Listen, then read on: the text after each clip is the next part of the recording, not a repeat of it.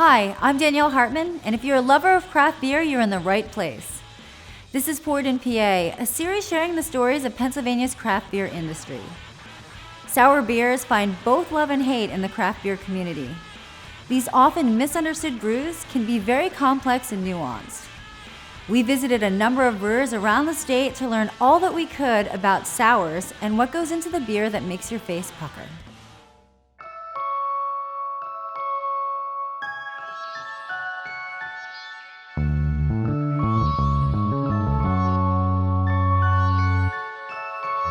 This is Liquid Art Barrel House. We started this as our second brew pub. We're originally out of Mechanicsburg, Pennsylvania.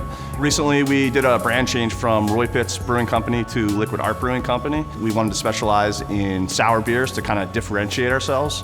And it was also a big brand play for us in Chambersburg, Pennsylvania.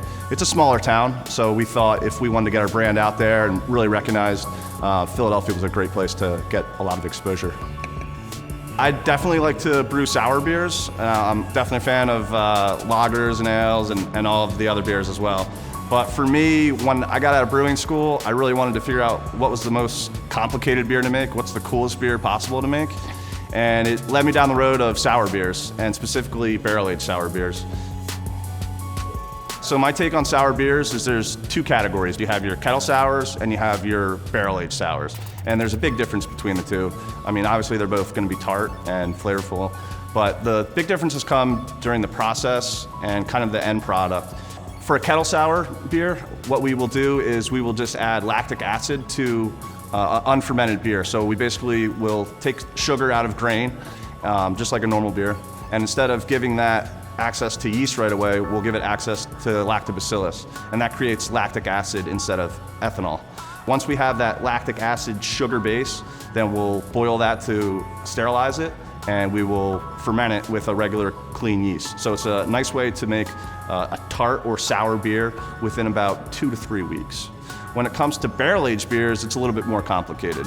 What we do for the barrel-aged beers is we have mixed cultures. So it's not just like your standard lactobacillus or your standard Saccharomyces brewer's yeast. It's a mix of different lactic acid producing bacteria, specifically Pediococcus and lactobacillus. And then you have your different yeasts. And like I mentioned, regular brewer's yeast, Saccharomyces, or you have your Brettanomyces, which is a wild yeast. And the wild yeast is really what does the heavy lifting in the barrel aging. And it's a super attenuative yeast. So what that means is it takes a while to completely ferment out the remaining sugars or the long chain starches even. It will take a long time to break them down, which is one of the reasons that you age in a barrel for so long, but you get really cool, complex flavors. So basically, you're gonna want to let a beer like that age in a barrel for anywhere up to 3 months to 3 years. I usually check them about once every 3 months. Right now, my sweet spot's about 6 months to a year for a really nice barrel-aged beer. Cheers. So now I'll give it a smell. I can smell some of that Brettanomyces coming off of the nose now. Now I'll test for acidity. I do like to use whiskey and bourbon barrels for a sour program. Not many people do that. I think you get some really cool flavors from it. Typically what you'll see in the United States is we use French oak, the French use American oak, so I don't know why we do that, but that's just how it works. We have white wine barrels and we have red wine barrels. For my barrel-aged sour program, I typically like the white wine barrels. And really it's imparting a little bit of vinous flavor to it, a little bit of oak, but not too much. I mean, the reason we get white wine barrels from the wineries in the first place is because they're done with them. There's not enough oak flavor in them anymore. So I'm not necessarily looking for like a ton of wine or a ton of oak. If I was, I could always put some more oak chips in the barrel, you know. But what I'm really looking for is like a good holding vessel. I mean, if I was to hold sour beer in stainless steel for 2 years, I'd be wasting money on stainless steel. You know? The other thing with barrels is you do have a little bit of micro-oxidation coming through those staves. So that little bit of oxygen that's coming through will react with the Brettanomyces specifically. You get a touch of acetic acid. You don't want a lot, but a little bit's okay. And you also just get some really mature flavors. So it's a great vessel for aging beer and for exploring different flavors. So these are the yeast and bacteria that I've been collecting from all over the world really for the past 8 years. And these are the guys that have made the cut. They have the best acidity, They have the best fermentation. I've had a lot of selective pressure on my mixed cultures to dial them in to be exactly where I want them to be. Now, if I have a mixed culture and it's been sitting around for 8 years and it's been producing good beer, but next week it's not producing good beer, it goes down the drain. I always say great brewers dump beer.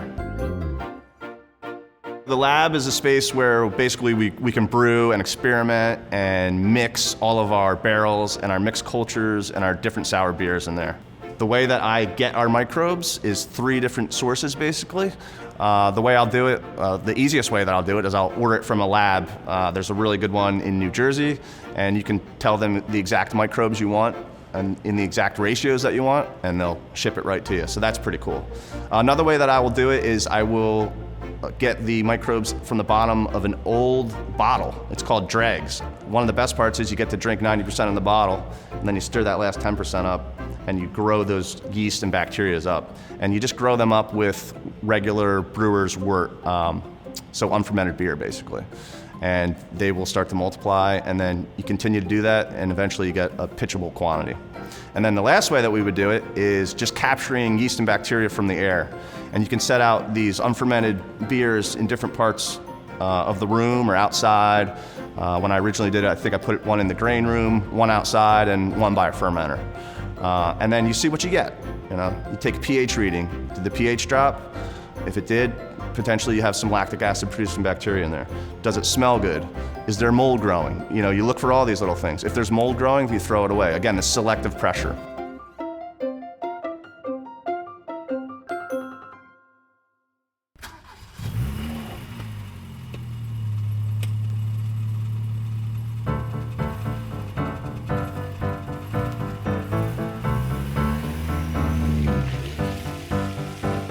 We actually started our souring program almost by accident. We had some infections in some barrel aging that we were doing, and we loved how it tasted. But barrel aging isn't exactly a lucrative, it's a lot of time, a lot of money. And kettle sours, while they lack a little bit more of the complexity that a traditionally Belgian style sour would have, they do fit the bill quite nicely. And so we set out to do some kettle souring, and we've learned a lot over the years, what not to do and what to do. We've seen our kettle sours in particular take off from when we were first offering them as a fruited kettle sour, a low ABV, very, very seasonal drink that was offered during the summer. We would kick off summer with locally grown fruits added in there, but as we saw the popularity of these beers just continue to expand, our Tang Glider series is now a year-round offering, and it's in our portfolio. The Tang Glider beers are probably our number 2 overall.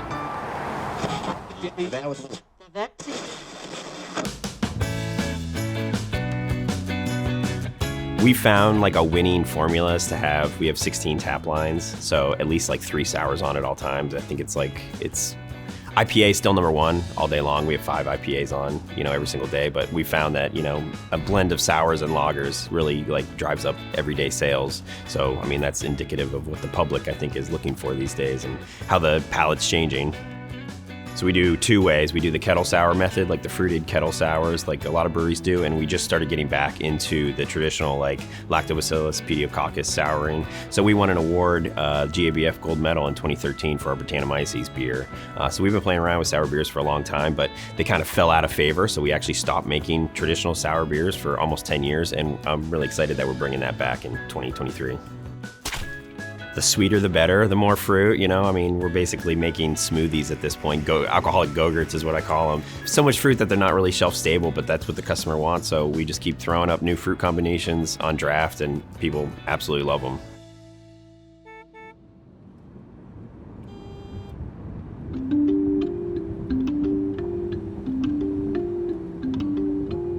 So far, the sours that I've put out, they've all been fruited sours, so quicker turn sours where I've added fruit puree, but also sometimes I'll take inspiration from tiki cocktails, or I'm about to put something on that's kind of inspired by cookies. There's a cookie beer fest coming up locally, so I made a lemon blackberry like shortbread sour. I do try to stay away from lactose in those. Try to keep it approachable so more people can drink it.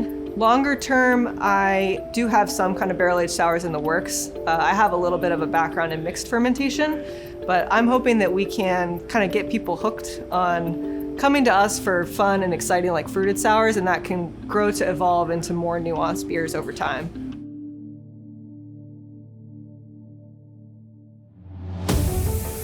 We take a serious approach to sours. I'm very passionate about sours. I think, and I might get burned for this, but the only way to make a proper sour is to kettle sour it. I have a very specific process that I like to brew to make a kettle sour. And then we generally never sell it just as a sour. We have in a little bit in the past just made like a Berliner Weiss, but we generally then fruit it. And the fun part that we work with the staff is, more or less sour, let it sour a little bit more, a little bit less in the kettle based on the fruit that we're gonna add. So for us, sours are difficult because it's never the same recipe kind of twice. So our sour is not super tart. It's not gonna make your face hurt whenever you drink them. It's also not a smoothie sour where we put so much fruit in that it feels like heavy and thick. We keep our sours pretty balanced and drinkable, but they're a lot of fun and they taste really good. And the sour that we have on now, the papaya sour, it's like a brunch sour. It's a perfect brunch beer. It's just a lot of fun. It's another one of these fun beers that we like to make. Sours are fun and we enjoy making them.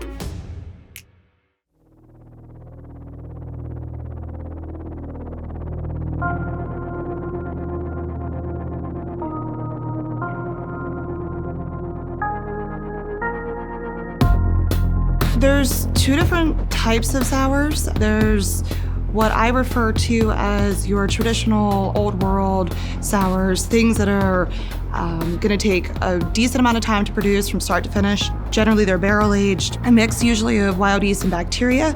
I oftentimes actually refer to those as more mixed culture than just straight sour beers. And then there's the other side, which I have sort of adapted the name of calling them new age sours. So those are things like your kettle sours, beers that are produced with lactic acid producing yeast. Philly sour yeast is a common one that we're seeing come around. Those are a little bit more accessible in terms of production time, therefore able to be shared with the general public a little bit more readily than some of these longer term sours. So having the education to have consumers understand why they might be paying a higher price point for a barrel-aged sour versus a new-age sour is definitely a big component of it. You're investing a lot of time, money, resources, and it's taking up real estate within your brewery, but you may not be able to reap the benefits of this product for years. I like both of them, and I think that they both serve purposes. I think that new age sours tend to be much more of a gateway into the sour and mixed culture beer world for people. I personally gravitate more towards the traditional long-term barrel-aged sours and mixed culture beers. That's really where my passion is, where my heart lies, but I think that they both serve purposes.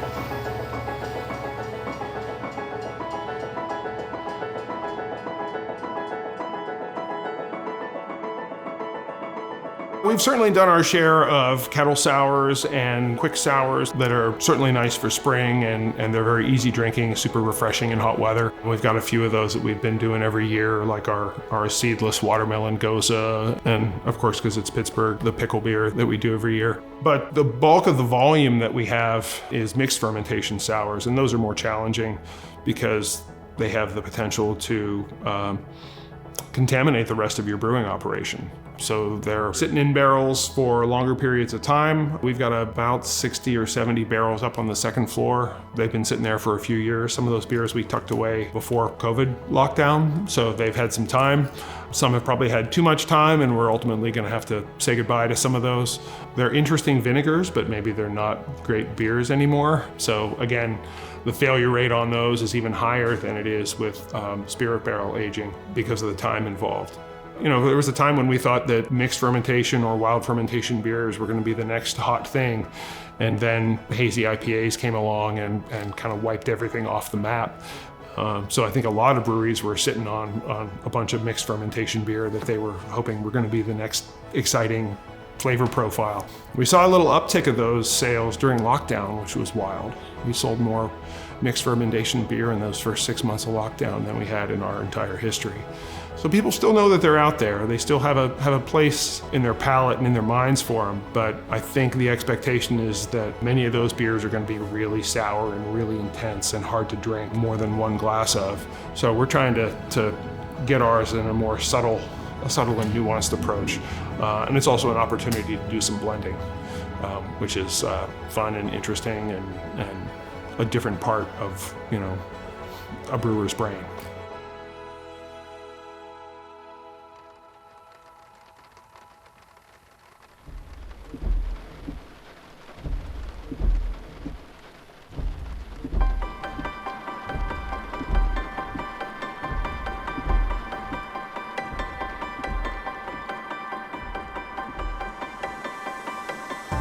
Mellow Mink grew out of my passion for home brewing.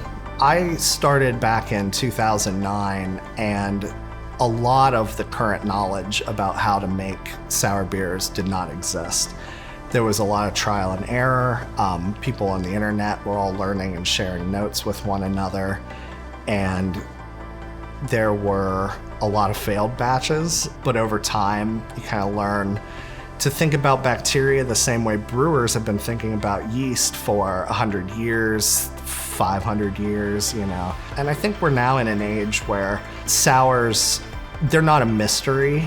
It's really nice that for fans of the styles, you can go to a brewery and they can have a consistent product that tastes good and isn't a guessing game and isn't trial by error.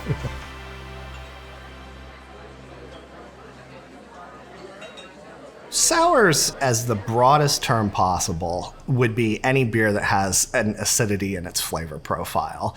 How that gets there can range anywhere from just literally adding acid to a beer to the most traditional format being that the beer is brewed with both yeast and bacteria, and either quickly or over a long maturation period develops that acidity naturally. We do the gamut, but the vast majority of our beers are naturally soured, either quickly in the steel fermenters or over time in the barrels behind me.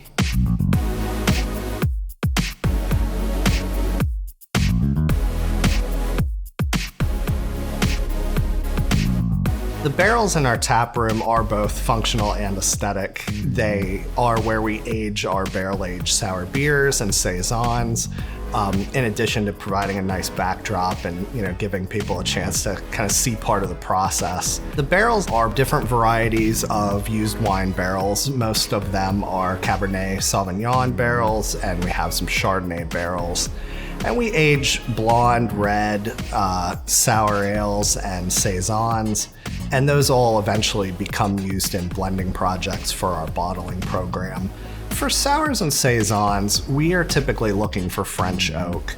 It limits the ingress of oxygen. It slows it down over time compared to like a lot of American-made barrels that were more designed for whiskey. French oak barrels that were designed for the wine industry provide a nice, even environment that you can age sours and saisons for years in and continue to develop nice characteristics. Barrel aging it provides maturity and complexity. There are living organisms in the beer, different bacteria and Brettanomyces yeast that continue to live for years in the barrel. And during that time, new flavors emerge, a lot of unique fruit flavors, spicy phenols, as well as pulling out characters from the wood like vanilla and just a general neutral woodiness that works well in blending classic sour beers.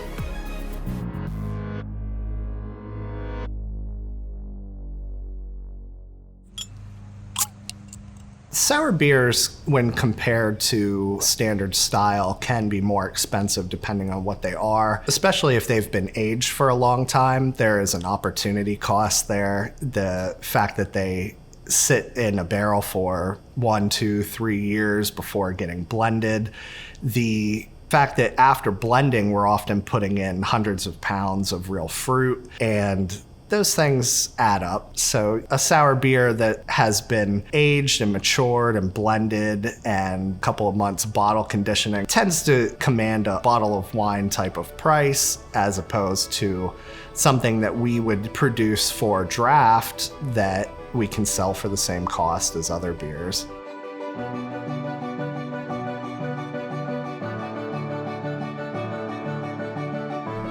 I think one of the things that gives sour beer its unique complexity is a blend of acids that are involved, and they can come from different sources, but when you're thinking about natural yeast and bacteria, it comes down to 2 main acids: acetic acid, which is vinegar, and lactic acid, which is the flavor of an unsweetened Greek yogurt. We tend to work more with bacteria that produce lactic acid, but our barrel-aged products, one of the things that makes them more complex is the fact that the Brettanomyces that are involved create some acetic acid over time. And that combination in the right balance provides a really nice mouthfeel. It's a more robust, complex acidity, and we can even combine that with things like citric and malic acid from different types of fruits. And then you get this really nice blend of flavors and acidities that aren't sharp or one note in any particular direction. For a long portion of brewing history, a yeast like Brettanomyces was considered a spoilage organism. So it would take something like a fresh, clean, hoppy English ale and turn it into a totally different product that did not taste good. And throughout time and science, a lot of the brewing industry has worked to isolate single strains of Brettanomyces, classic brewer's yeast strains, that can create a clean English ale or a clean Belgian ale.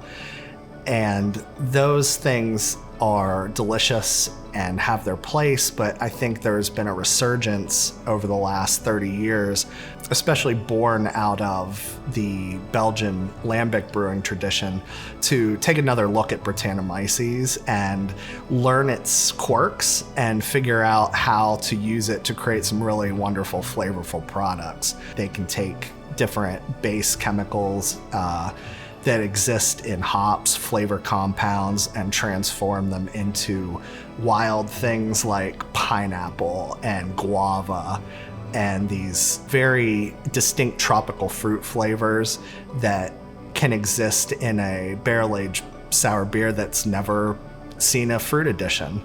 They can create unique, more complex things like light smokiness.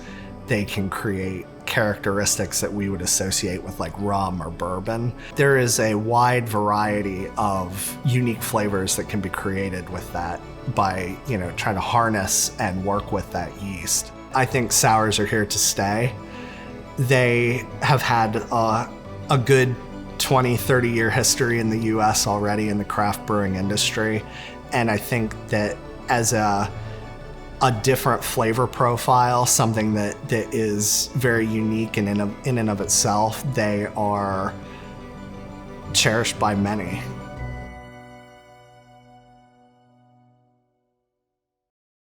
Hopefully this episode will make you want to try something new the next time you're at a local brewery. That's all for now. Until next time.